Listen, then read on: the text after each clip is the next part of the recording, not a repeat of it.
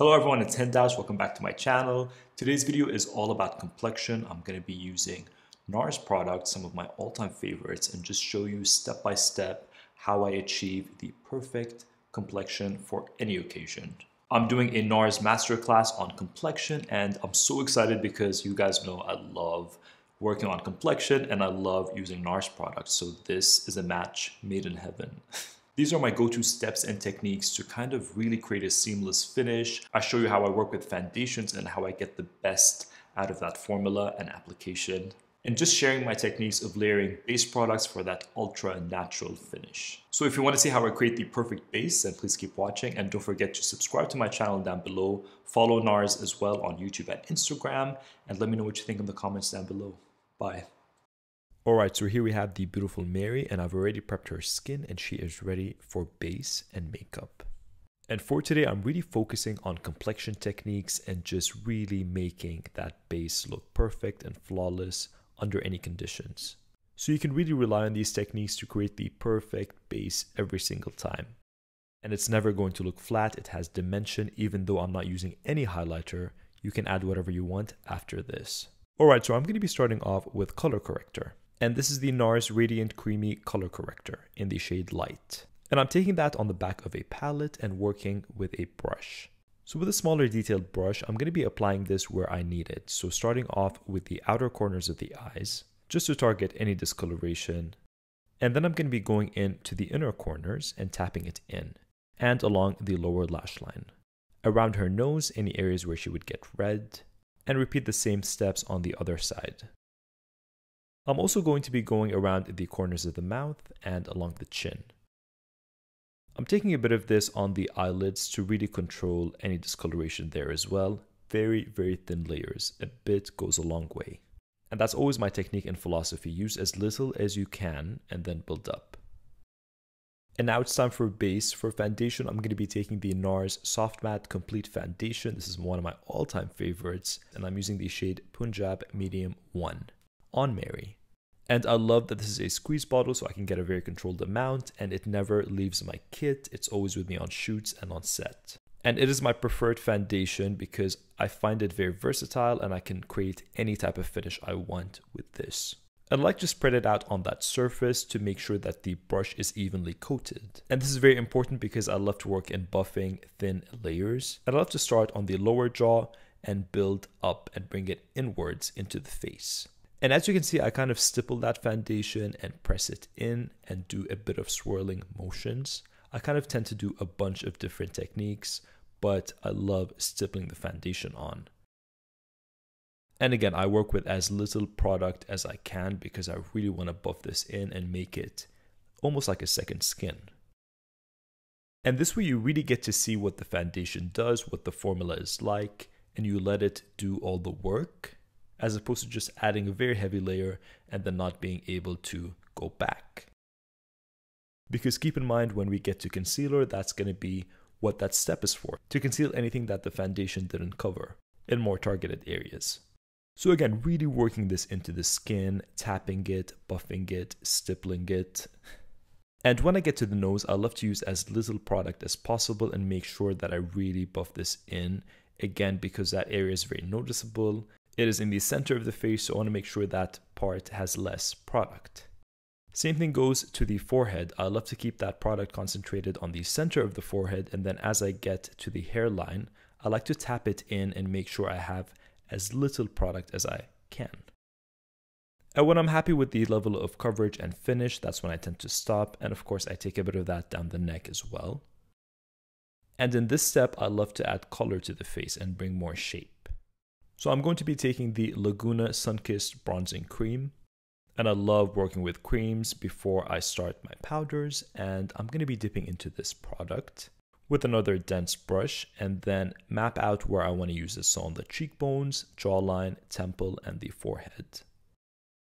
And I'm going to be almost spreading that into the shape that I want, but not blending it completely yet. I'm doing the tip of the nose, which I love to do. And repeat the same steps on the other side, a bit on the chin and down the sides of the neck. Now I'm going to be blending it in, and I love to lift the eye as well and bring that cream outwards. And I'm using the same techniques as the foundation, so a lot of stippling and swirling, but mainly stippling because I don't want to disrupt the foundation work that I did underneath. But we did such a thin layer that you're really not going to get this weird mix where the foundation shifts. It's just a seamless finish. And I love to blend everything outwards, so into the hairline, into the back of the ears, and you really want to create that lift and the illusion of a lifted face. And when you get to the jawline, don't blend up because you want to keep that jawline light to kind of carve out the jaw and enhance the highlight. So you want to blend down to the neck. So everything goes up. And I love tapping motions. Again, it really just blends it seamlessly into the skin. And get the ears as well.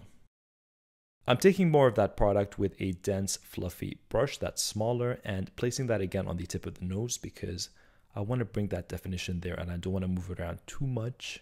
Tapping it in with my fingers. And then taking a bit of that on the outer corners of the eye and lifting it out. That's going to create a lift. And you'll get to see it more when we add concealer. And then I love doing this to the lips. I'm going to add it on the lower lip and on the cupid's bow. And that really creates the illusion of a much larger lip that's casting a shadow. Beautiful. For concealer, I'm taking my Holy Grail concealer. I cannot live without this. I use this every day. It is an incredible, incredible concealer.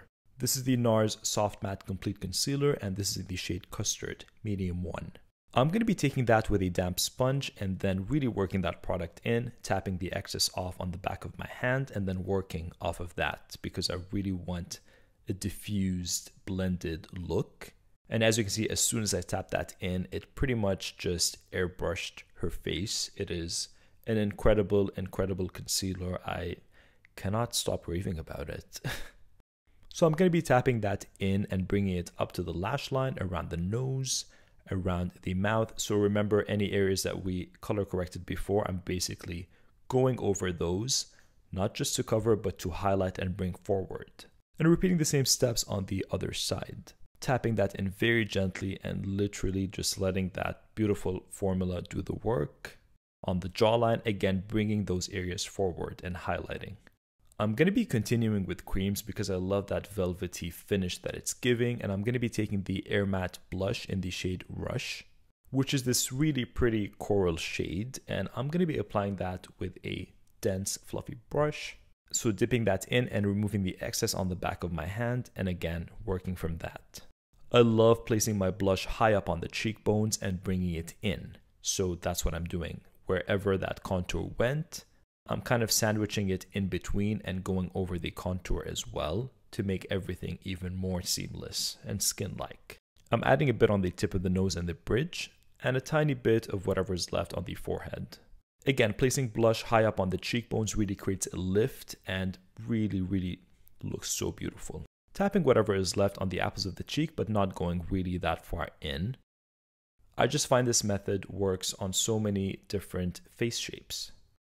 To lightly set everything, I'm going to be taking the Nars Light Reflecting Setting Powder in the pressed version, and this is translucent crystal.